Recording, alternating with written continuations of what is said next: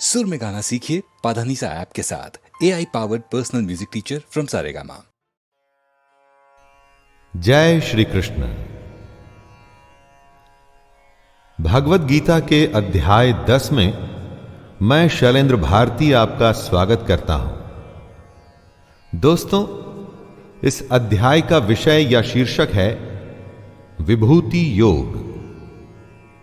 जैसे जैसे गीता के अध्याय बढ़ रहे हैं, हमें श्री कृष्ण का तत्व समझ में आ रहा है। किसी भी काम का अगर आपने तत्व नहीं समझा तो वो काम न करने के बराबर है, और अगर उसका तत्व समझ लिया जाए तो उस काम को आपसे अच्छा और कोई नहीं कर पाएगा।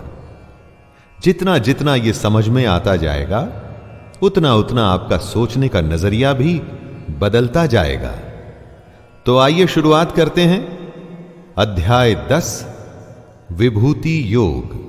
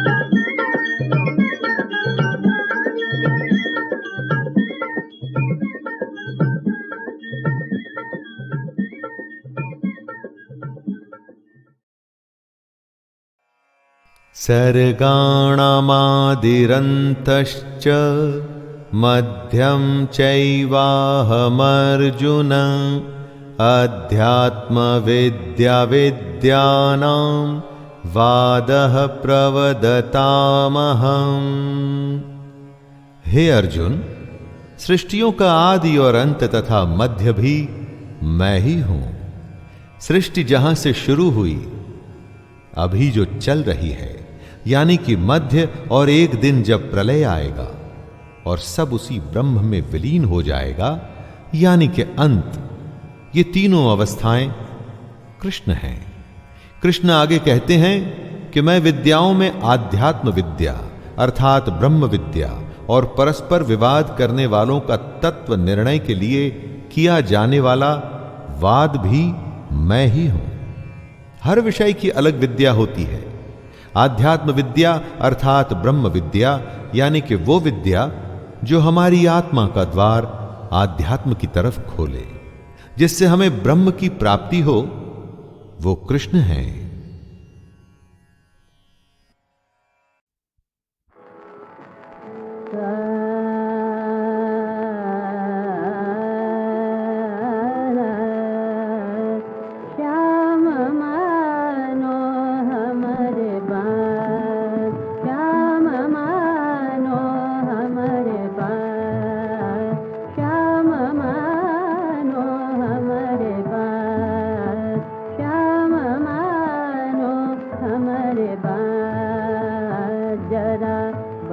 बजा के मन हरन श्याम मानो हमारे बात, जरा बंस बजा के मन हरन श्याम मानो हमारे बात, श्याम मानो हमारे बात।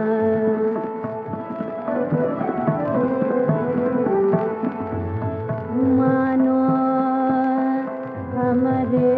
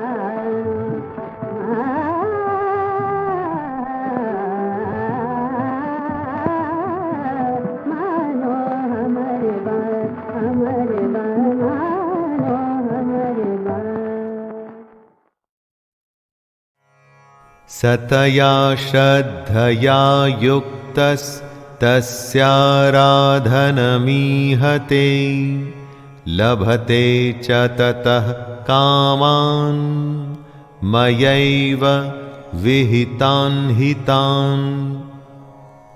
आप अपना देवता चुन लीजिए। आपकी श्रद्धा को कृष्ण स्थिर करेंगे, और फिर जब आप कृष्ण द्वारा स्थिर की गई श्रद्धा से अपने देवता को पूजेंगे तो उसका फल आपको अवश्य मिलेगा।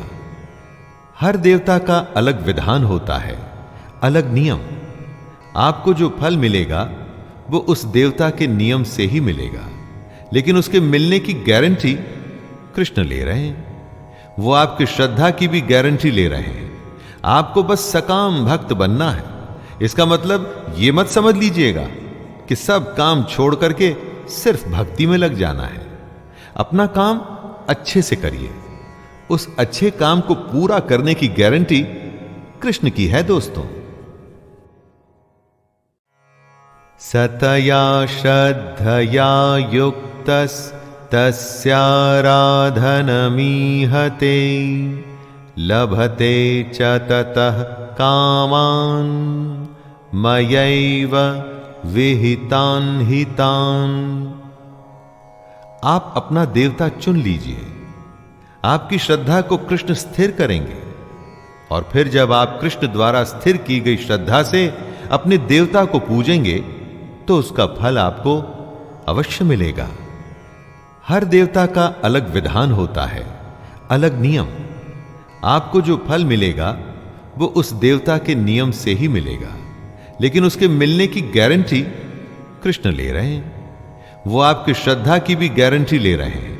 आपको बस सकाम भक्त बनना है। इसका मतलब ये मत समझ लीजिएगा कि सब काम छोड़ करके सिर्फ भक्ति में लग जाना है। अपना काम अच्छे से करिए। उस अच्छे काम को पूरा करने की गारंटी कृष्ण की है दोस्तों।